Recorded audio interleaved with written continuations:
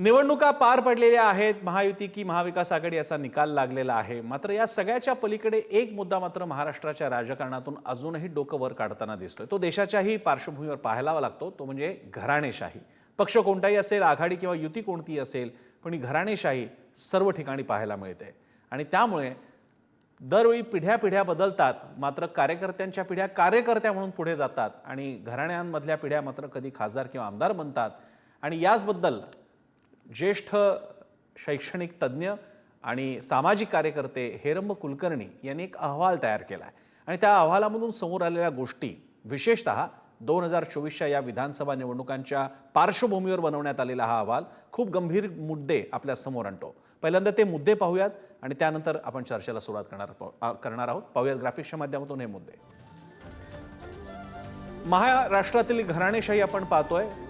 महायुतीने 94 घराणेशाहीवाले उमेदवार दिले, तर मवियानं 100. यामध्ये भाजपचे 49, शिंदेची शिवसेना 19, राष्ट्रवादी अजित पवार 26, काँग्रेस 42, ठाकरेंची शिवसेना 19 आणि राष्ट्रवादी शरद पवारांची 39 आणि इतर 43.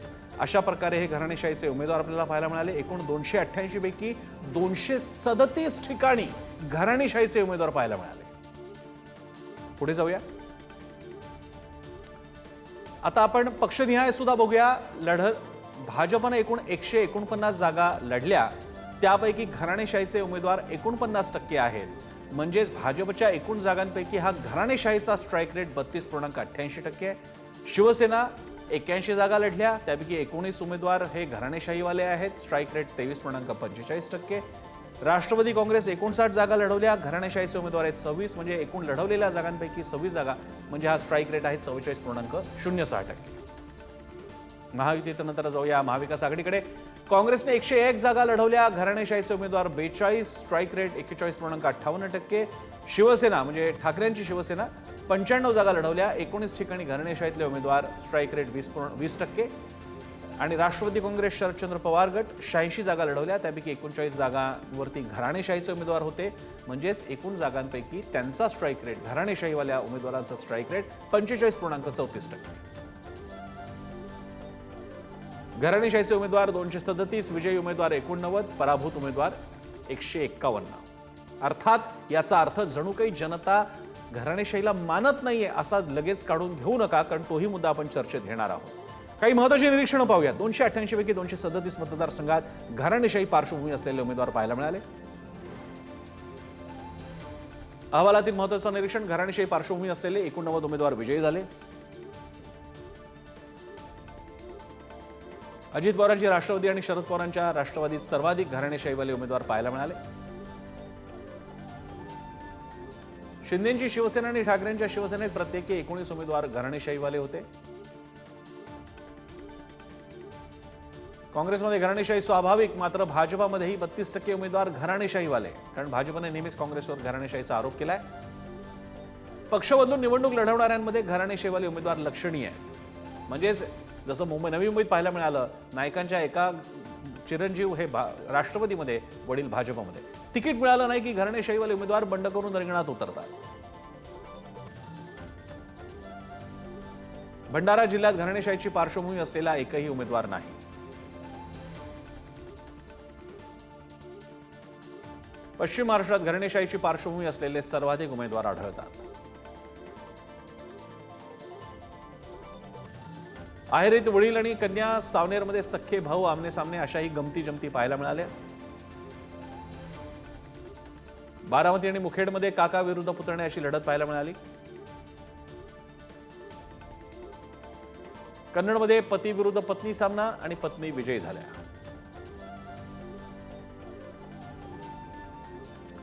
अहिल्यानगरमध्ये निलेश लंके खासदार, मात्र पत्नी राणी लंके विधानसभेला पराभूत.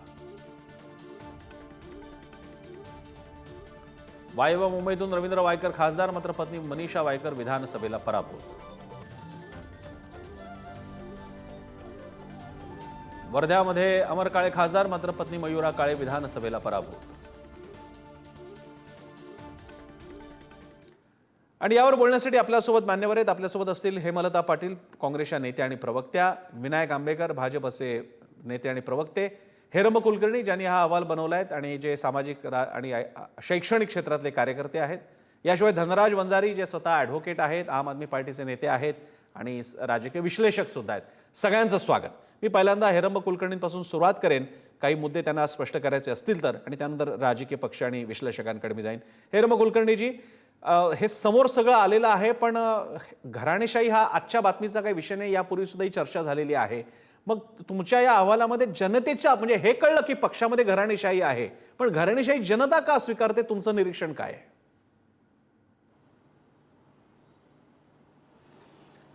मला असं वाटतं की घराणेशाही जनता स्वीकारते याचे दोन भाग आहेत. की अनेक मतदारसंघामध्ये घराणेशाहीचेच 2-2 उमेदवार असतात. म्हणजे माझ्या या अहवालामध्ये 50 मतदारसंघ असे आहेत की ज्या ठिकाणी 2 घराणेशाहीचे उमेदवार आहेत. 10 मतदारसंघ असे आहेत की जिथे 3 घराणेशाहीचे उमेदवार आहेत. एक मतदारसंघ असा आहे की जिथे 4 घराणेशाहीचे उमेदवार आहेत. म्हणजे पहिला मुद्दा हा की घराणेशाही विरुद्ध घराणेशाही असंच चित्र बऱ्याच ठिकाणी असल्यामुळं जो निवडायचा असतो तो चॉईस लिमिटेड असतो आणि तो घराणेशाहीचा निवडला जातो. दुसरा मुद्दा असा की घराणेशाही ज्या ठिकाणी स्ट्रॉंग आहे अशा ठिकाणचा विरोधी पक्ष बऱ्याचदा दुर्बल असतो. याचं कारण असं की अनेक पिढ्या त्यांच्याकडे सत्ता असते. सत्तेतून शैक्षणिक संस्था, सहकारी संस्था ताब्यात आलेल्या असतात आणि त्याच्यामधून त्यांनी मोठ्या प्रमाणावर कर्मचाऱ्यांचं रूपांतर हे कार्यकर्त्यांमध्ये केलेलं असतं. अनेक लाभार्थी बनवलेले असतात. सत्तेतून प्रचंड पैसा असतो आणि भारतीय मनाची जी एक श्रद्धेची भावना असते तो एक काहीसा भाग त्या पिढ्यांचा त्यांना फायदा मिळतो. आणि विरोधी पक्ष अतिशय कमकुवत असल्यामुळं आपल्याला असं दिसतं की त्या ठिकाणी ते त्यांचा असं एक युक्तिवाद असतो की आम्ही पुष्कळ तिकीट दिलं पण जनता त्याच्यावर शिक्कामोर्तब करते. पण साखर सम्राटांचे जे जे एरिया आहेत अशा ठिकाणी लोकशाही त्या ठिकाणी किती प्रमाणात असते. म्हणजे अगदी अपवादात्मकरित्या एखादा साखर सम्राट पराभूत होताना आपण बघतो. तर हे एक त्याचं दुसरं कारण मला वाटतं. आणि तिसरं जे महत्त्वाचं कारण मला असं वाटतं की घराणेशाहीच्या उमेदवाराला राजकीय पक्ष प्रेफर करतात. याचं कारण त्याच्याकडे संसाधनं असतात, त्याच्याकडे घराण्याचा जो वारसा असतो आणि त्याच्याकडे पैसा आणि प्रचंड मोठं कार्यकर्त्यांचं नेटवर्क. या तुलनेमध्ये समोरचा कार्यकर्ता हा त्यांना तुलनेनं वीक वाटतो आणि म्हणून त्याच घराण्यामध्ये पुन्हा पुन्हा तिकीट देण्याची स्पर्धात्मक राजकारणामध्ये राजकीय पक्षांची मानसिकता मला आढळून येते. मला आय गेस आता त्यांनी एक बेसिक पार्श्वभूमी आपल्यासमोर मांडलेली आहे. मी हेमलता पाटलांपासून सुरुवात करेन. हेमलताजी, घराणेशाही म्हटलं की सगळ्यात पहिला पक्ष, आता त्याला नॅरेटिव्ह म्हणा नाही तर काही म्हणा, पण काँग्रेस सगळ्यात पहिल्यांदा समोर येते. जेव्हा बाकीचे सगळे विस्थापित होते त्यावेळी काँग्रेसमध्ये प्रस्थापित म्हणजे गांधीपासून ते महाराष्ट्रामध्ये इतर घराण्यांपर्यंत काँग्रेसमध्ये ही घराणेशाही बघायला मिळाली. मग ते विखे असोत, चव्हाण असोत, नाही तर कोणी का असेना, शरद पवारही एकेकाळी तुमचेच होते. त्यामुळे माझा हा प्रश्न आहे की घराणेशाहीची गंगोत्री मुख्य प्रवाह म्हणून काँग्रेसला आज इतक्या वर्षानंतर या आरोपाकडे बघताना कसं वाटतं? मला असं वाटतं की आपण ह्या प्रश्नाच्या मुळाशी जाणं गरजेचं आहे. ना की काँग्रेसमध्ये किती घराणेशाही आहे, बीजेपीमध्ये किती घराणेशाही आहे आणि ठाकरेंकडे किती घराणेशाही आहे. काँग्रेसमध्ये हे प्रमाण जास्त असण्याचं कारण असं की काँग्रेस हा स्वातंत्र्य मिळवण्याच्या आधीपासूनचा काम करणारा पक्ष आहे. त्यामुळं नॅचरलीच त्या पक्षामधूनच अनेक नेते तयार झाले. सहकाराचं जाळं जे विणलं गेलं ते त्या पक्षामधूनच त्या सहकाराचं जाळं विणायला सुरुवात झाली. ग्रामीण भागामध्ये जो सहकार रुजवला गेला तो काँग्रेस पक्षापासून रुजवला गेला. आणि जसं आता हेरमजींनी सांगितलं की एखादी संस्था, शैक्षणिक संस्था असेल, साखर कारखाने असेल, सहकारी संस्था असतील आणि याच्या माध्यमातून मग सत्तेची पदं, संस्था निर्माण केल्यामुळे अनेकांना रोजगार देणं आणि मग सत्तेमध्ये जाणं. त्यामुळं काँग्रेसमध्ये हे प्रमाण आपण जास्त म्हणतो. परंतु काँग्रेसमध्ये पण आपण बघितलं की अध्यक्षपदं असतील, सीताराम केसरी असतील, पंतप्रधान पदामध्ये नरसिंह राव असतील, मनमोहन सिंग असतील, अनेक उदाहरणं अशी आहेत की काँग्रेसमध्ये त्या पद्धतीने आपण उमेदवारी दिलेली आहे. इथे मूळ प्रश्न असा आहे की घराणेशाही आणि घराणेशाहीच्या माध्यमातून राजकारण. मला सगळ्यात महत्त्वाचं असं वाटतंय की याच्या मागचं कारण असं आहे की निवडून येण्याची क्षमता, जेव्हा आपण जिंकून येण्याची क्षमता एखाद्याकडे असते तेव्हा मॅन पॉवर असेल, मसल पॉवर असेल, मनी पॉवर असेल, ह्या सगळ्या गोष्टी पर्यायानं एखाद्या राजकीय घराण्यामध्ये असतात. आणि मग त्या घरातला जो मुलगा असतो त्याला मग ते तात्यासाहेब, काकासाहेब, दादासाहेब अशा रूपात तिथले ग्रामीण जे राजकारण असतं ते स्वीकार करतं आणि मग पुढे त्याला एक राजकीय वारसदार म्हणून बघितलं जातं आणि मग त्याचा राजकीय प्रवास सुरू होतो. आणि त्या पद्धतीने ही घराणेशाही महाराष्ट्रामध्ये जास्त प्रमाणात वाढली. बरं. पश्चिम महाराष्ट्रातलं जे तुम्ही उदाहरण दिलं की तिथे सहकारी संस्थांचं जाळं असल्यामुळे त्या ठिकाणी आपोआप ती घराणेशाही त्या पद्धतीने आली. मुख्य प्रश्न असा आहे की घराणेशाहीचं राजकारण आणि घराणेशाहीच्या विरुद्ध कार्यकर्त्यांनी स्वतःला प्रूव्ह करणं ह्या दोन वेगवेगळ्या गोष्टी आहेत आणि त्या दोन वेगवेगळ्या गोष्टींवरती चर्चा व्हावी लागेल. बरं, मला आपण घेऊया तो. आपण एक सध्या चर्चेचा मी पहिला राऊंड घेतोय, त्यानंतर मी पुन्हा आपल्याकडे येईल. एक मुद्दे घेतोय आपण. सगळ्यांकडे 4 गेस्ट आहेत, प्रत्येकाला यावरती सविस्तर मांडणी करायची असेल. पण मला तुमचा मुद्दा एक इंटरेस्टिंग होता हेमलता पाटील यांचा, की कार्यकर्त्यांनी घराणेशाहीच्या विरोधात स्वतःला सिद्ध करायला हवं. आणि मला कल्पना आहे सगळ्यांच्या मनात, प्रेक्षकांच्या मनात यानंतर इमिजिएट काही प्रश्न आले असतील, पण ते नंतर घेऊ. मी आता विनायक आंबेकरांकडे जातो. विनायक आंबेकरजी, आपला पक्ष काँग्रेसच्या विरोधात उभा राहिला, त्यामध्ये राष्ट्रवाद, हिंदुत्ववाद आणि अशा अनेक वादांसह एक महत्त्वाचा वाद होता की काँग्रेसचा भाईचारा पार्टी आणि हा सगळा भाई भतीजा वाद आहे, त्याला उत्तर म्हणून आमची पार्टी, हा तुमच्या अनेक उद्दिष्टांपैकी एक उद्दिष्ट होतं. पण आता मात्र तुमच्याकडेच असे नातेवाईक पाहायला मिळतात. एक प्रसंग तर आता गेल्या काही महिन्यातला आहे, जेव्हा संसदीय सत्र होतं आणि जेव्हा पंतप्रधान नरेंद्र मोदी हे घराणेशाहीबद्दल सांगत होते, त्यावेळी समोरच्या बाकांवरून भाजपची नावं सांगितली गेली आणि मोदी थोडे गडबडले. तो व्हिडिओ सुद्धा उपलब्ध असेल. माझा आपल्याला प्रश्न आहे, काय होतं असं तू आणि कोण झालं असं तू? कसं झालं हे? घराणेशाही तुमच्याकडे कशी काय आली? आमच्याकडे घराणेशाही अजिबात आलेली नाही. याचं कारण मी म्हणण्याचं असं की घराणेशाही ही जी भाजपच्या मनामधली घराणेशाही आहे, म्हणजे ज्याला भाजप नाव ठेवतो, ती घराणेशाही जर आपल्याला पाहिजे असेल तर एक उत्तम उदाहरण मी देऊ शकतो. 1998 साली मगाशी हेमलता ताईंनी सीताराम केसरींचा उल्लेख केला. त्यांना हटवून 1998 साली सोनियाजी गांधी काँग्रेसच्या अध्यक्ष झाल्या. 22 वर्ष तब्बल अध्यक्षपद स्वतःकडे ठेवल्यानंतर 2017 साली राहुल गांधींना अध्यक्ष करून त्यांनी ते पद सोडलं आणि राहुल गांधींनी 2019च्या इलेक्शन मधल्या प्रभावानंतर ते जे पद सोडलं स्वतःहून, तेव्हा पुन्हा त्या अध्यक्ष झाल्या आणि पुन्हा 2022 पर्यंत त्या अध्यक्ष होत्या. याच काळामध्ये भाजपमध्ये 8 अध्यक्ष झाले आणि त्यातल्या सगळ्यांची मी जर नावं वाचून दाखवली तर कोणी कुणाशी त्याच्यामधला रिलेटेड नाही. कुशाभाऊ ठाकरे, बंगारू लक्ष्मण, जन कृष्णमूर्ती, व्यंकय्या नायडू, एक LK अडवाणी, राजनाथ सिंग, नितीन गडकरी, अमित शाह. सांगा मला तुम्ही कुठे घराणेशाही आहे ती? घराणेशाही आणि राजकीय पार्श्वभूमी असलेला उमेदवार याच्यामधला फरक आपल्याला निश्चित करावा लागेल. आपण कुठल्याही व्यवसायामध्ये जर असं पाहिलं तर ज्यांचं दुकान आहे किंवा ज्यांचं इंडस्ट्री आहे, ज्यांच्या घरी वकिली चालते, इव्हन न्यायाधीशांमध्ये सुद्धा आपण पाहिलं की 37 न्यायाधीशांच्या ज्या शिफारशी अलाहाबाद हायकोर्टासाठी झाल्या, त्याच्यामधले 13 लोक हे स्वतःचे, त्यांचे वडील किंवा आजोबा हे न्यायमूर्ती होते. अशा प्रकारे ज्या घरामध्ये जो व्यवसाय चालतो त्याचे स्वाभाविक संस्कार त्या लहान मुलावर होत असतात. त्या संस्कारातून जर त्यांनी काही तो व्यवसाय स्वीकारला तर ती लगेच घराणेशाही नाही. घराणेशाही तेव्हा होईल की तो XYZ चा मुलगा आहे म्हणून बाकीच्यांवर अन्याय करून त्यांनी स्वतःला सिद्ध केलेलं नसताना काँग्रेस सारखं आपल्या मुलाला जर अध्यक्ष केलं तर ती घराणेशाही होईल. भाजपमध्ये अशी घराणेशाही नाही. एका घराण्यातले पुढची पिढी या राजकारणात आली असेल तर त्याचं आम्ही स्वागत करतो, पण त्याला कुठलाही प्रेफरन्स देत नाही. मला म्हणजे यावरती इतरांनीच, म्हणजे धनराज बंजारेंनीच यावर बोलावं. धनराज बंजारेजी, आम आदमी पार्टी या सगळ्या प्रमुख पक्षांना उत्तर म्हणून आम आदमी पार्टी पुढे आली. काँग्रेसचं उत्तर तुम्ही पाहिलं आणि भाजपचं उत्तर तर याही पुढे आहे. घराण्यामधल्याच एखाद्या व्यक्तीला इच्छा असेल तर काही म्हणणं नाही, मात्र आम्ही त्याचा पुरस्कार करत नाही. काय म्हणाल तुम्ही?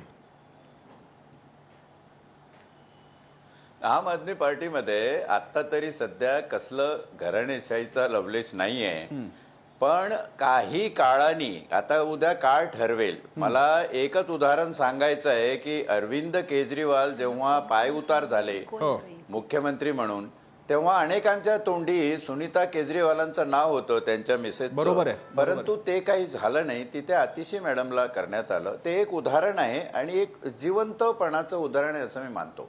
आता सर्वप्रथम हा वास्तववादी विषय तुमच्या चॅनलने घेतला म्हणून पुढारी चॅनलचं कौतुक करतो. आणि त्याचबरोबर हेरंब कुलकर्णी हे सुरुवातीपासून, म्हणजे मी वर्ध्याची 2019ची निवडणूक लोकसभेची जेव्हा लढवली तेव्हा त्यांचं 125 पानाचं एक पुस्तिका प्रसिद्ध झाली होती. हाच विषय होता. घराणेशाही हा शब्द जो आहे तो आडनावापुरता सीमित न राहता त्याची आडनावं बदलत राहतात. आता जसं बीजेपी प्रवक्त्यांनी सांगितलं की कुठे आहे दाखवा, आडनावं बदलणं किंवा काही संलग्न आडनावं जोडली जाणं, मी तर म्हणतो घराणेशाही ही एक प्रकारचं लॉबिंग, पॉलिटिकल लॉबिंगचा प्रकार झालेला आहे. आणि त्या लॉबिंगचा आपण थोडासा व्याख्या विस्तारित करून जर या संज्ञेकडे बघितलं तर असं वाटेल की या देशात खरंच लोकशाही आहे का, आणि देशात असेल, संविधानात असेल तर ती राजकीय पक्षात आहे का, राजकीय पक्षामध्ये प्रिफरन्शियल पोझिशन्स ज्या आहे त्या कोणाला दिल्या जातात, कशा प्रकारे दिल्या जातात, याचा जर तुम्ही विचार केला तर खरोखर हा विषय अतिशय महत्वाचा आहे, ज्वलंत आहे. पण त्यातल्या त्यात एक आशेचा किरण असा आहे की आता बहुसंख्याक बहुजनांच्या हे लक्षात यायला लागलेलं आहे की ही घराणेशाहीची ताकद एवढी मोठी आहे. जसं हेरमनी सांगितलं की यांच्याकडे अर्थसत्ता एवढ्या मोठ्या प्रमाणात एकवटली आहे. मग ते शिक्षण सम्राट असो, साखर सम्राट असो, त्या एज्युकेशनच्या काही संस्था असो, इव्हन पतपेढ्या किंवा लहान सहान कोऑपरेटिव्ह बँका असो, इथे सुद्धा हे लॉबिंग झालेलं आहे.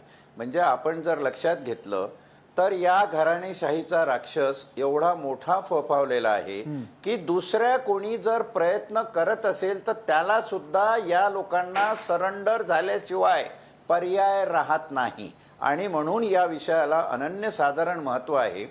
आताचं जे संख्याबळ तू पर्सेंटाईल मध्ये वाचून दाखवलं पक्षाने आहे की एवढ्या पक्षाचे एवढ्या मतदारसंघामध्ये इतके लोक, हे साधारण 240 लोक जर 288 मधून हे घराणेशाहीचं लेबल लावून येत असतील तर खरोखरच हा चिंतेचा विषय आहे. आणि मला वाटतं जे तळात काम करणारे बहुजन समाजाचे, हा अभिजन बहुजन मी एवढ्यासाठी म्हणतो की अभिजन हा नेहमी शोषकाच्या भूमिकेत राहिलेला आहे. ते कुठलंही कारण असो, मग शिक्षण असो, धर्म असो, उद्योग असो, राजकारण असो, त्यांनी शोषण केलेलं आहे. आणि ज्याचं शोषण झालेलं आहे तो बहुजन, त्याला मी जातीचे नावं ठेवत नाही. म्हणून बहुजनांमध्ये आज एक आशेचा किरण परत मी तुला सांगतो की ही जाणीव निर्माण झालेली आहे की आपल्याला घराणेशाही विरुद्ध बंड करायचंय. शिवाजी पार्क मध्ये जेव्हा राज ठाकरेचा मुलगा अमित उभा राहिला तेव्हा आमच्या मित्रांच्या चर्चा व्हायच्या की सर अमित ठाकरेला मत काय म्हणून द्यायचं, केवळ राज ठाकरेचा मुलगा आहे म्हणून का.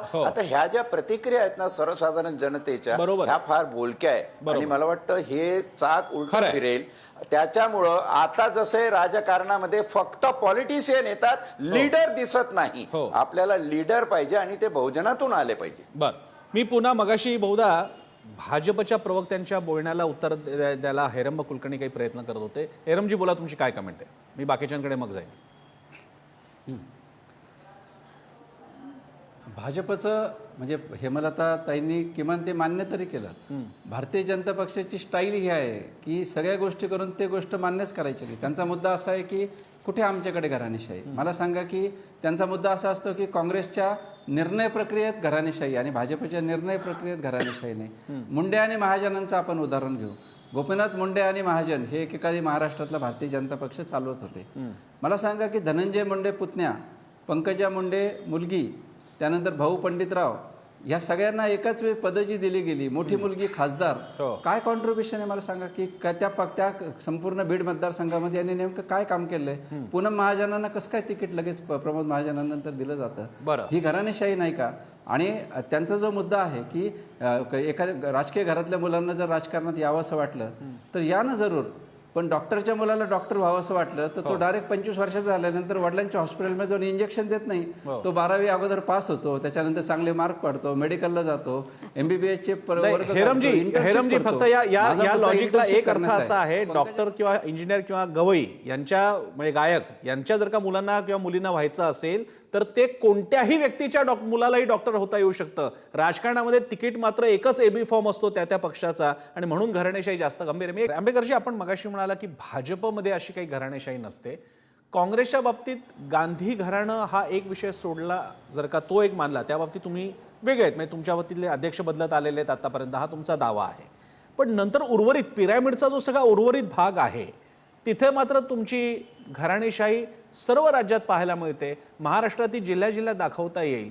काही ठिकाणी तर आपण कदाचित आपली त्या क्षणी घराणेशाही नसेल, पण आता नवी मुंबई जिथे पुढारीचं ऑफिस आहे, नायकांच्या घरचे एक आता भाजपमध्ये आहेत आणि चिरंजीव जे कालपर्यंत भाजपमध्ये होते ते आता तुतारी हातात घेत आहेत. त्यामुळे घराणेशाही सर्व पक्षांना आवड आहे घराणेशाही असं तुमच्या बाबतीत म्हणतं तर चूक कसं?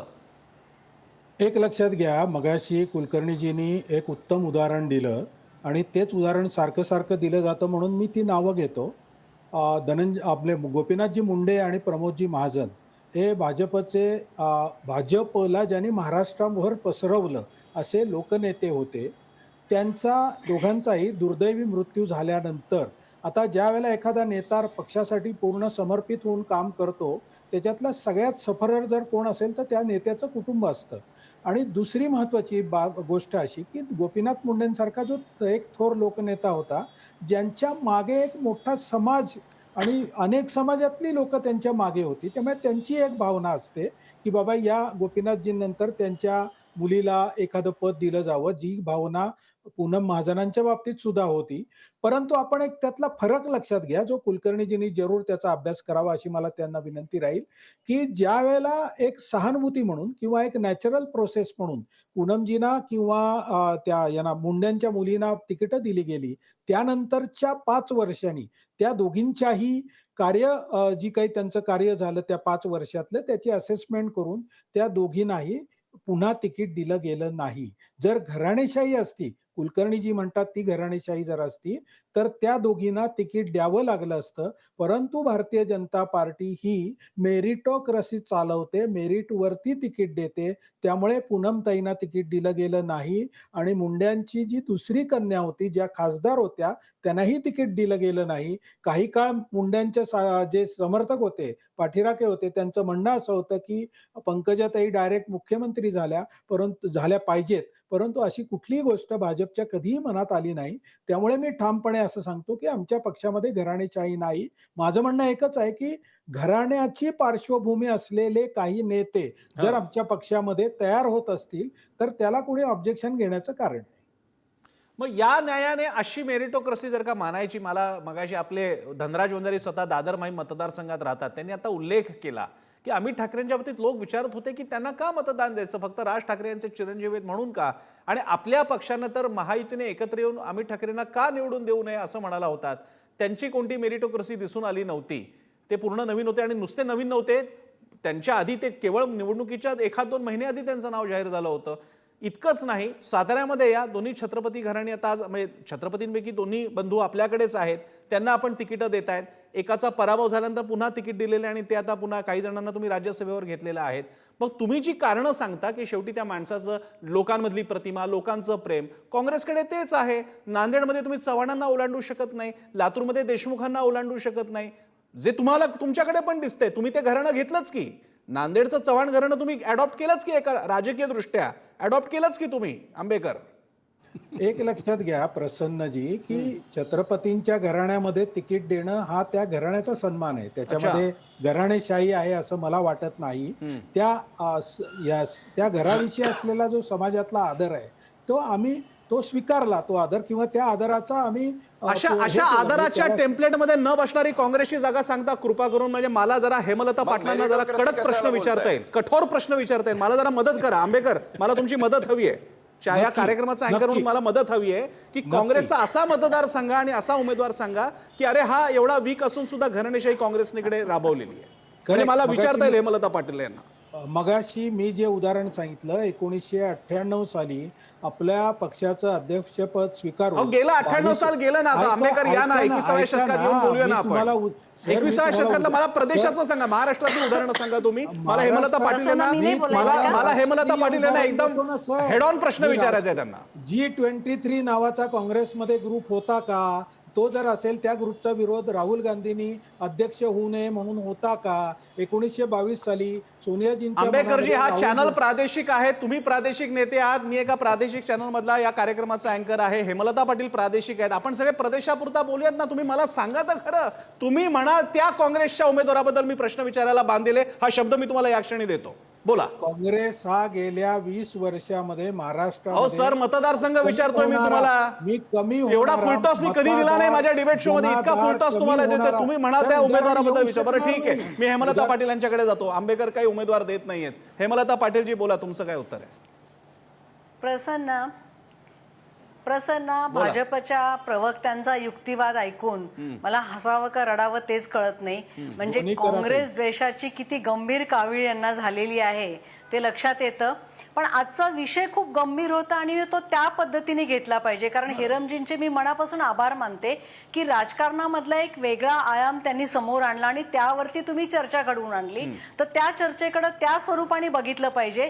तुमचं असं ना आमचं असं करून आपण भांडत बसलो तर लोकांना त्याच्यातनं फक्त करमणूक होईल, पण त्याच्यातनं एक लोकांना एक वेगळी दिशा मिळणार नाही. म्हणून मी त्या चर्चेला वेगळ्या अँगलनी बघत होते. असो, आता भाजपच्या प्रवक्त्यांबद्दल मला काहीच बोलायचं नाही. ते राहुल गांधी आणि सोनिया गांधींमध्ये इतके अडकलेले आहेत की त्या पुढे ते बोलायला तयार नाहीत. पण मुख्य मुद्दा प्रसन्न असा आहे की राजकारणामधनं जोपर्यंत आमदारकीला 20 आणि 22 आणि 25 आणि 30 कोटी रुपये खर्च करा आणि मग आमदार व्हा, मनी पॉवर मसल पॉवर हे जोपर्यंत कमी होत नाही तोपर्यंत मला असं वाटत नाही की सामान्य कार्यकर्ता हा राजकारणामध्ये त्या पद्धतीने पुढे येऊ शकेल. तोपर्यंत घराणेशाही थांबवू शकणार नाही. आणि सगळ्यात महत्वाचं, हेरम कुलकर्णींनी खूप चांगलं सांगितलं की डॉक्टरचा मुलगा डॉक्टर होण्याबद्दल कोणाचंच ऑब्जेक्शन नाहीये, पण त्याने ऍटलिस्ट ते शिक्षण घेतलं पाहिजे. आणि माझं खरंच ऑब्जेक्शन याला आहे, म्हणजे प्रत्येक पक्षातल्या नेत्यांनी या गोष्टीला ऑब्जेक्शन घेतलं पाहिजे की तुम्ही स्वतःला आधी तुम्ही सिद्ध करा, तुम्ही प्रूव्ह करा की तुम्ही एक राजकारणी म्हणून तितकंच लोकसंपर्कामध्ये आहे, तितकीच लोकांची कामं करता. ना की तुम्ही एखाद्या राजकारण्याचा मुलगा आहे म्हणून डायरेक्ट तुम्हाला तिकीट मिळतं आणि तुम्ही आमदार होता. एकच सेकंदामध्ये मी माझं बोलणं संपवते प्रसन्न. हे माझा सल आहे, माझा खूप मोठा सल आहे. या निवडणुकीला ज्यावेळी माझं तिकीट कट झालं, कुठलंही कारण नसताना मेरिट बेसवरती मी बसत असताना जेव्हा माझं तिकीट कट झालं तेव्हा मी माझ्या पक्षाच्या नेत्यांना प्रश्न विचारला की सर, जर मी एखाद्या आमदाराची, खासदाराची किंवा मंत्र्याची जर मुलगी असती तर माझं तिकीट कट झालं असतं का? आणि हीच शोकांतिका प्रत्येक पक्षामध्ये आहे. शिवसेनेमध्ये, बाळासाहेबांच्या शिवसेनेमध्ये हे प्रमाण थोडंसं पूर्वी कमी होतं. तिथे घराणेशाहीला फारसा थारा नव्हता, परंतु आता सगळ्याच पक्षांमध्ये ही लागण राहिली आहे. भाजपचे बिचारे कार्यकर्ते आयुष्यभर पक्षाचा प्रचार करत त्यांनी अतिशय चांगलं काम केलं, परंतु जेव्हा भारतीय जनता पक्षाच्या लक्षात आलं की अशा पद्धतीने आपण सत्तेच्या जवळ जाऊ शकत नाही, तेव्हा त्यांना भोसले असतील, पाटील असतील, आणखीन कोणी विखे असतील, या सगळ्यांची गरज पडली. शेवटी हे विष सर्कल आहे आणि हे सर्कल बंद करण्याचं काम फक्त नागरिक आणि नागरिकच करू शकतात. मी धनराज वंजारी यांच्याकडे जातो. धनराज वंजारीजी, मी हा विषय जेव्हा ठरत होता तेव्हा मी हेरम कुलकर्णींना एक मुद्दा तेव्हा लक्षात आणून दिला की नुसतेच प्रस्थापित नाही, विस्थापित सुद्धा प्रस्थापित होतात. म्हणजे घराणेशाहीबद्दल बोलत असताना जोपर्यंत ती समोरच्याची असते तोपर्यंत सगळे टीका करतात.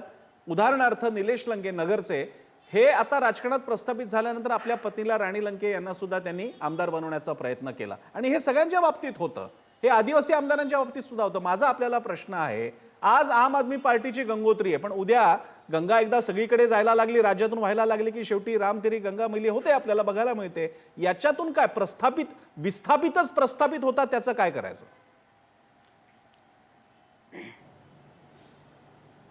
की आम आदमी पक्षाबद्दल येणारा काळ ठरवेल, पण विस्थापित आणि प्रस्थापित हा जो एक संदर्भ आहे, जसं मी अभिजन बहुजन हा संदर्भ सांगितला, अशी व्यापक व्याख्या आपण घराणेशाहीची करावी असं मला वाटतं. घराणेशाही म्हणजे फक्त आडनावावर आणि त्याच्यावर जाऊ नये. आता भाजप प्रवक्ते जसं म्हणाले आपले अविनाशजी की कोणाचा दुर्दैवी मृत्यू झाला म्हणून आम्ही त्यांच्या मुलाला तिकीट दिलं, कोणी राजे आहे म्हणून त्यांच्या मुलाला तिकीट. अहो, हे राजकारण आहे की जेवणाची पंगत बसवलेली आहे. वाढप्याच्या पोराला बसवा, वाढप्याचे 2 माणसं आले की त्याला बसवा. मेरिटोक्रेसी हा शब्द जर एका बाजूला तुम्ही बोलत असाल तर दुसऱ्या बाजूला विचार करा की ज्यांना आपण तिकीट देतो त्याच्यामध्ये मेरिटोक्रेसी कशी आली, कुठून आली, त्याचं मेरिट एस्टॅब्लिश करायला तुमच्याकडे काय मेकॅनिझम आहे?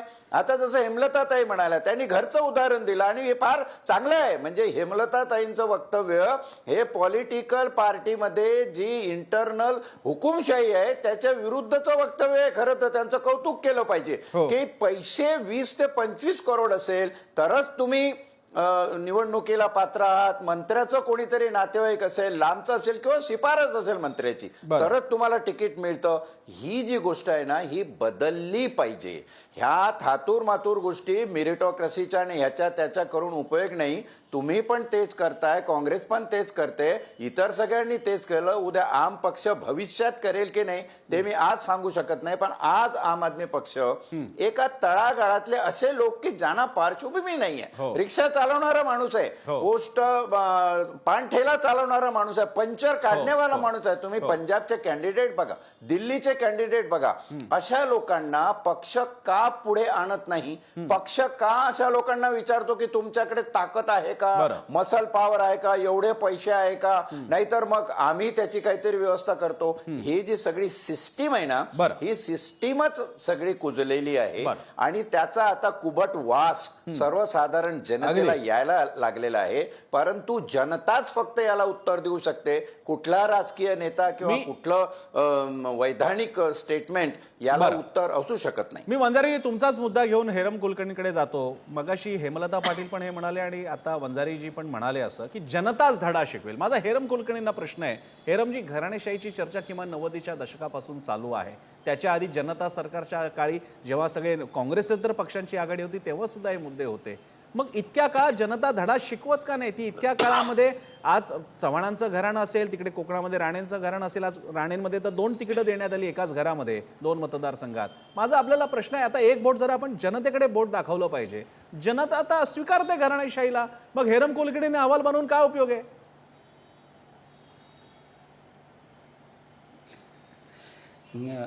मी मगाशी जसं सुरुवातीला म्हणालो की त्या मतदारसंघाचं स्ट्रक्चर जर आपण बघितलं तर आपल्या असं लक्षात येईल की त्या ठिकाणचा जो विरोधी उमेदवार आहे हा तुल्यबळ फारसा नसतो. हे त्याचं महत्त्वाचं कारण आहे.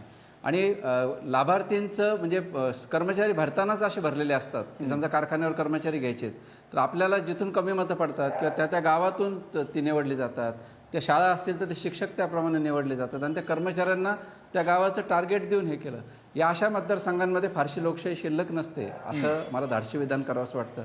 आणि म्हणून घराणेशाहीच्या हा जो बुरुज असतो त्या संपूर्ण मतदारसंघातला, तिथली लाभार्थींचं नेटवर्क आणि हे इतकं पक्का असतं की समोरचा उमेदवार जर तितका तुल्यबळ असेल, समोरचा उमेदवार जर तितका त्या घराण्यातला असेल तर आणि तरच तो उमेदवार त्या ठिकाणी निवडून येतो. अर्थात अशा ठिकाणी अनेक ठिकाणी आपण घराणेशाहीच्या लोकांना पराभूत केलेले पाहिले. एकेकाळी विलासराव देशमुखही पराभूत झालेत किंवा आत्ता या निवडणुकीत अनेक घराणेशाहीची पृथ्वीराज चव्हाणांपासून अनेक जण पराभूत झालेत. पण त्याची कारणं ही राजकीय सुद्धा आहेत.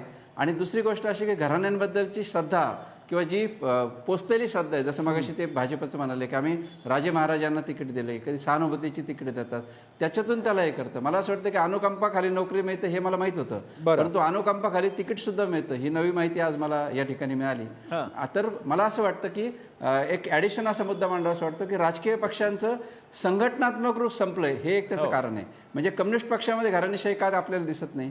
याचं कारण असं की कम्युनिस्टांची सदस्य नोंदणी, त्या ठिकाणची बांधणी, त्यांची प्रशिक्षणं, एकेकाळी काँग्रेसचं यशवंतरावांच्या काळात स्वरूप असंच होतं की प्रत्येकाची शिबिरं व्हायची, त्या ठिकाणी तालुका पातळीपासून बांधणी व्हायची, निवडणुका व्हायच्या. आज राजकारणाचं जे व्यक्तिकेंद्रित स्वरूप आलंय ना, त्या व्यक्तिकेंद्रित स्वरूपामुळे सुद्धा आज हे होतं हे आपण लक्षात घेतलं पाहिजे. मला असं वाटतं संघटनात्मक जर निवडणुका व्यवस्थित झाल्या, संघटनात्मक बांधणी जर झाली आणि तालुका जिल्ह्याच्या अध्यक्षांना जर पक्षामध्ये व्यवस्थित महत्त्व दिलं गेलं तर चुकीच्या शिफारसी होणार नाहीत आणि राजकीय पक्षांचं स्ट्रक्चर हा सुद्धा मला महत्त्वाचा मुद्दा वाटतो. बरं, मी भाजपकडे सुद्धा येईन पुन्हा एकदा आंबेकरांकडे. आंबेकरजी, या सगळ्या डिबेटचं स्पिरिट लक्षात घ्या. हे स्पिरिट तेच आहे की ज्याच्या विरोधात म्हणजे विचार करा, तुम्ही तर भाजपच्या पण तिकडे काँग्रेसच्या हेमलता पाटील सुद्धा स्वतःची वेदना बोलून दाखवतायत. प्रश्न असा आहे, तुम्ही सगळी मंडळी, तुमचे सगळे पक्ष कष्टकरी आणि सर्वसामान्य कार्यकर्त्यांनी घडवलेले आहेत. अशावेळी मग कोणता तरी नेता स्वतःच्या पक्षात झालेली घराणेशाही सोडून द्या. चला, मुंडेंचं किमान घराणं अख्खं भाजपला वाहिलेलं तरी आहे, पण काल परवापर्यंत आपल्यावर टीका करणारी समोरची घराणी तुमच्याकडे येतात आणि मग त्यांना तिकीट, त्यांना मंत्रिपद, झेड दर्जाची सुरक्षा, त्यांच्या 2 मुलांना तिकीट किंवा असं जे काही बघायला मिळतं, तेव्हा मग कार्यकर्ते उरले चटई उचलण्यापुरता अशी भावना होते खास करून भाजपमध्ये गेल्या काही काळामध्ये आयाराम त्यानंतर झालेल्या युत्या या सगळ्या बाबतीत टीकेचे धनी भाजप मोठ्या प्रमाणात होतोय. म्हणून हा प्रश्न तुम्हाला आहे की हे चित्र बदलणार नाही का, की हे केवळ आपद्धर्म म्हणून हे चालवत राहणार का? चित्र आपण जे रंगवत आहे प्रसन्नजी, ते चित्रच मुळात चुकीचं रंगवत आहे. अच्छा. मी तुम्हाला उदाहरण देतो. मुरलीधर मोहोळ, एक ऊस गुराळ चालवणाऱ्या मुळशीमधल्या शेतकऱ्याचा मुलगा, पुण्यामध्ये कोण खासदार झाला? गिरीश बापट, तळेगावहून आलेला एका टेल्को मधला कामगार झाला की नाही खासदार? राम शिंदे माळशिरस मधून आमदार झाला, सोलापूरला खासदारकीचा उमेदवार होता. हा एका सामान्य घरातून आला. तुम्हाला मी अशी असंख्य उदाहरणं देऊ शकतो. भाजप हा एवढ्या मोठ्या पक्षातली तुम्ही 4 नेमकी उदाहरणं काढून जर त्याचं जनरलायझेशन करून भाजप पण तसाच झाला आहे असं जर विधान करणार असाल तर तो भाजपवर अन्याय आहे. भाजपने अशी असंख्य उदाहरणं दिलीत. पुण्यामध्ये बघा, मेधाताई कुलकर्णी एका शाळेमध्ये शिक्षिका होत्या, त्यानंतर उमाताई खापरे साध्या सामान्य घरातून आल्या. या लोकांना आवर्जून आमच्या पक्षाने योग्य तो न्याय दिलेला आहे. त्यामुळे भाजपमध्ये अजून अशी दारुण परिस्थिती काँग्रेस सारखी किंवा इतर पक्षांसारखी, राष्ट्रवादी सारखी, शिवसेनेसारखी नक्कीच नाही. सामान्य भाजप शिल्लक कार्यकर्त्यांना कुठं राहिलाय न्याय देण्यासाठी दारुण परिस्थितीला? भाजप हा सक्षम आहे आणि आवर्जून न्याय देतो असं मला ठामपणाने सांगायचं. मी अशी तुम्हाला 20-25 नावं बरं, सांगू शकतो. हेमलताजी काय म्हणताय? डॉक्टर गोपछडे हे पण एक नाव आहे. खासदार अनिल बोंडे खासदार झाले, ते पण एक नाही नाव आहे. म्हटलं ते जे सांगतायत ना की भाजपमध्ये आम्ही सर्वसामान्य कार्यकर्त्यांना न्याय दिलाय, आता शिल्लक तसं कुठं राहिलं? अख्खा निम्मे वेगवेगळ्या पक्षातले निम्म्यापेक्षा जास्त लोक यांच्याकडे आले आणि ते आता भाजपवासी झाले. मूळ भाजपचा कार्यकर्ता कुठे आहे हाच मोठा प्रश्न आहे. एक 4-2 नावं तोंडावरती फेकली म्हणजे पक्ष होत नाहीये. तर त्या पक्षाचं संघटन ज्यांनी वाढवलं, अहोरात्र पक्षासाठी ज्यांनी कष्ट केले, तो विषय मॅडम, आहे. तुम्हाला तिकीट नाही मिळालं त्याचा राग भाजपवर काढू नका, काँग्रेसवर काढा. तुम्ही थोडीशी भाषा व्यवस्थित वापरा. तुम्ही भाजपचे मॅडम, प्रवक्ते आहेत ना आहात. विधानसभेला. मी ह्या विषयावर अतिशय गांभीर्याने चर्चा करते. मी पण गांभीर्याने तुम्ही भाजपचे चर्चा प्रवक्ते करतोय. म्हणून एक बोलताना मी पण एक संयम ठेवा 4-2 आणि आपण काय नावं- बोलतोय त्याचा तुम्ही विचार 4-2 करा. नावं- हेमलताजी, आपण ते व्यक्तिगत दोषारोप टाळूया. हेमलताजी, मी तुमच्याकडे येतो. एक वेगळा प्रश्न घेऊया आपण. सोडून द्या, आधीची चर्चा सोडून द्या. हेमलताजी, माझा आपल्याला प्रश्न आहे. व्यक्तिगत थोरातांचा झालेला पराभव. अविनाश. हेमलताजी, आंबेकरजी प्लीज थांबा. हेमलताजी, थोरातांचा झालेला पराभव आणि यापूर्वी सुद्धा काँग्रेसचे जे काही ढासळणं आपण गेल्या काही वर्षांपासून पाहतोय, काँग्रेसला एक थेट मार्शल प्लॅन राबवणं किंवा काहीतरी एक पूर्ण महाराष्ट्राचं स्ट्रक्चर भाकरी फिरवणं. आज तुम्ही राष्ट्रवादीमध्ये सुद्धा बघा, तुम्ही जितेंद्र आव्हाड आणि रोहित पाटील यांना किती मोठ्या जबाबदाऱ्या प्रतोद बनवलेल्या आहेत. एवढ्या विशीतिशीतल्या मुलाला थेट प्रतोद बनवलेला आहे. असे ड्रास्टिक चेंजेस काँग्रेसमध्ये कधी बघायला मिळणार? नाही, संघटनात्मक लेवलला तो विचार चाललेला आहे, तो त्या सगळ्या चर्चा चाललेल्या आहेत. थोरातांचा पराभव म्हणाल किंवा तुम्ही पृथ्वीराज बाबांचा पराभव म्हणाल, तर तो पराभव होण्यासाठी खूप वेगवेगळी कारणं त्या ठिकाणी आहेत. मतांची विभागणी असेल आणि अनेक कारणे आहेत. त्या कारणांमध्ये मी आता जाणार नाहीये. तर त्यामुळे तो पराभव कसा झाला याची आपण कारण मीमांसा नंतर करू. प्रत्येक पक्षामध्ये थोड्याफार प्रमाणामध्ये मतभेद किंवा मनभेद किंवा पक्षाला कशा दिशेने पुढे न्यावं लागतं हा विचार चालू असतो. काँग्रेसमध्ये सुद्धा आता अशा प्रकारचे आता पुढे कशा पद्धतीने पक्षामध्ये निर्णय घेतले पाहिजेत, कशा पद्धतीने पक्ष पुढे गेला पाहिजे याच्यावर गांभीर्याने चर्चा चालू आहे आणि त्याच्यातनं काँग्रेस मार्ग काढेल आणि चांगल्या पद्धतीने काँग्रेस परत जनसामान्यामध्ये जाईल. काँग्रेसची पाळंमुळं जनसामान्यामध्ये आहेतच. ज्या काही चुका झाल्या त्या चुका दूर करून आम्ही अतिशय चांगल्या पद्धतीने पुढे राजकारणामध्ये पुढे त्याच पद्धतीने आम्ही जाऊ. त्यामुळं भाजपच्या प्रवक्त्यांनी उठलं की सुटलं काँग्रेस कशी खराब आहे आणि काँग्रेसमध्ये कशी घराणेशाही आहे हे बोलताना आपल्या पक्षामध्ये काय चाललंय याचा विचार केला पाहिजे अशी माझी माफक इच्छा होती. कारण मी सुरुवातीपासूनच चर्चेचा स्तर काँग्रेस विरुद्ध भाजप विरुद्ध इतर पक्ष असा घेतलाच नव्हता, कारण हा विषय वेगळा आहे असं मला वाटत होतं. परंतु तुम्ही प्रसन्न, माझी तुम्हाला विनंती आहे की एखादी गांभीर्याने जेव्हा चर्चा करतो त्यावेळी प्रवक्ते सुद्धा त्या पद्धतीने चर्चा करतील अशा पद्धतीची काही तुम्ही अपेक्षा ठेवत जा किंवा अशा पद्धतीने काही प्रयोक्तांचं नियोजन करत जा असंही मला तुम्हाला या ठिकाणी सुचवावंसं वाटतं. मी आंबेकरांकडे जातो. आंबेकरजी, एक चर्चा अशी सुद्धा आहे भाजपतल्या घराणेशाहीबद्दलची आणि त्यामध्ये काही मंडळी आपले जे वरिष्ठ नेते फार पूर्वापासून भाजपमध्ये आहेत ते म्हणतात की हे बघा घराणेशाहीचा काही मुद्दा नाही आहे, जोपर्यंत निर्णय घेणाऱ्या भाजप प्रदेशाध्यक्ष वरती बसलेले मोदी शाह किंवा महाराष्ट्रामध्ये देवेंद्र फडणवीसांसारखं नेतृत्व आणि संघ ही मंडळी जोपर्यंत आहेत त्यानंतर घराणेशाही कुणाची का असे ना, शेवटी आम्ही म्हटलेल्या धोरणांना हे पाठिंबा देत आहेत ना, मग बाकी घराणेशाही वगैरे सगळं चालून जाईल, असं खरंच एक अघोषित असं एक अंडरस्टँडिंग आहे भाजपमध्ये? खरं आहे हे? असं कुठलंही अंडरस्टँडिंग नाही. आपण जे मेकॅनिझम आत्ता सांगितलं त्या मेकॅनिझमच असं एन्श्युअर करतं, म्हणजे असं पाहतं की घराणेशाही भाजपमध्ये फार वाढणार नाही किंवा असणार नाही. हे ते आपण जे सांगितलं, संघाचे जे प्रचारक असतात किंवा संघाचे जे एक विशिष्ट मशिनरी असते ती भाजपवरती हा दबाव कायम ठेवते आणि मुळात भाजपचे जे नेतृत्व आहे त्याच्यामध्ये एक संघटन मंत्री नावाची एक पद असतं. ते संघटन मंत्री या प्रकारची सगळी जे महाराष्ट्रामध्ये गेल्या 2-2.5 वर्षापासून नेमण्यात नाही आलं तेच म्हणताय ना पद? मान्य आहे, बरोबर आहे तुमचं. पण आत्ताची जी तिकीटं ठरवली गेली ती केंद्राकडून ठरवली गेली आणि तिथे संघटन मंत्री आहेत. आलं लक्षात. मी शेवटची 2-3 मिनिटं उरली आहेत, मला वंजारींकडे जायचंय. वंजारीजी, सगळं झाल्यानंतर आता माझा तुम्हाला एकदम बेसिक प्रश्न आहे, पुढे काय, याच्यातून मार्ग काय? जनतेनेच उत्तर द्यावं, हाच आहे मुद्दा. जनता नाही काही करता येतो, जनतेला काही तिकीट ठरवता येत नाही, काही करता येत नाही, बिचारी फक्त मतदान करण्यापुरता उरली आहे. काय करणार जनता? नाही, आपण म्हणतो जनतेने उत्तर द्यावं, पण खरंच जनता उत्तर द्यायला सक्षम आहे का याचा जर एका बाजूने विचार केला तर जनता ही कुठंतरी पांगळी आहे, विकलांग आहे आणि जनतेकडे याचं खरं सांगायचं तर उत्तर नाही आहे. बरं, त्याचं कारण एक आहे, आजच्या मूळ विषयाचा आणि अहवालाचा गाभाच आहे तो राजसत्ता आणि त्यातून निर्माण होणारी अर्थसत्ता. बरोबर. कुणालाही असं वाटत नाही की राजसत्तेतून निर्माण केलेली अर्थसत्ता ही दुसऱ्याकडे जावी किंवा दुसऱ्याने त्याचा उपभोग घ्यावा. ती कशी आपल्याच वर्तुळामध्ये राहिली पाहिजे, त्या एका प्रमुख बीज कारणासाठी हे घराणेशाही, संघशाही, अजून कुठले परिवारवाद, जे काही शब्द असतील त्याचं व्यापक जर विश्लेषण आपण केलं तर हे अर्थसत्तेभोवती फिरणारं राजकारण आणि राजकारणाभोवती फिरणारी अर्थसत्ता, यामध्ये मला वाटतं याचं गमक दडलेलं आहे. जोपर्यंत आपण असा अंकुश आणत नाही किंवा त्या दृष्टीनं संविधानिक किंवा वैधानिक दृष्टीनं आपण कायदे करत नाही ज्याच्यामध्ये अर्थसत्ता ही काही विशिष्ट लोकांचीच मक्तेदारी, त्यातल्या त्यात राजकारणांची, आणि आता तर हे सगळं कॉर्पोरेटोक्रेसी झाली हो देशामध्ये. डेमोक्रेसी नावाला राहिलेली आहे, आता कॉर्पोरेटने हे सगळं घेतलेलं आहे. म्हणजे उद्या कॅन्डिडेट जर अदानी आणि अंबानीने ठरवले तर मला आश्चर्य वाटणार नाही. त्याला आपण कुठली लोकशाही म्हणू, भांडवलशाही म्हणू की काय म्हणू, आपण त्याला कुठली घराणेशाही म्हणू, त्याला असाही विचार या दृष्टीने येतो.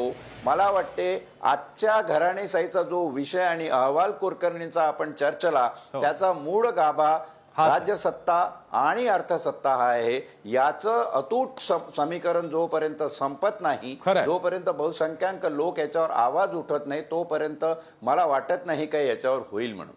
काही रिपोर्ट्स यापूर्वी येऊन गेलेले आहेत. स्वर्गीय पत्रकार वरुणराज भिडे असतील किंवा एक तरुण संशोधक किशोर रक्ताटे यांनी लिहिलेले की महाराष्ट्रामध्ये 50 ते 70 घराणी ह्या महाराष्ट्राच्या सगळ्या पक्षांचं राजकारण चालवतात. शेवटी मतदार राजाला ठरवायचं आहे आणि मतदार राजा जेव्हा ठरवतो तेव्हा खरंच चमत्कार करून दाखवतो आणि अक्षरशः रंकाला सुद्धा राव बनवतो. दुर्दैव आहे की रंक राव झाला की तो पुन्हा रावबाजी सुरू करतो. हाच प्रकार आहे. हे थांबवण्यासाठी जनतेच्या हातामध्येच ते एका दिवसाचं शस्त्र आहे मतदानाचं, ते त्याने चाणाक्षपणे वापरावं दरवेळी. या अतिशय महत्त्वाच्या विषयासाठी आपण हे सगळे इकडे सहभागी झालात, सगळ्यांचे आभार. हेरम कुलकर्णींचे आभार. हा एक वेगळा सर्वे त्या निमित्ताने त्यांनी समोर आणला. इथेच थांबूया. पाहत राहा पुढारी न्यूज.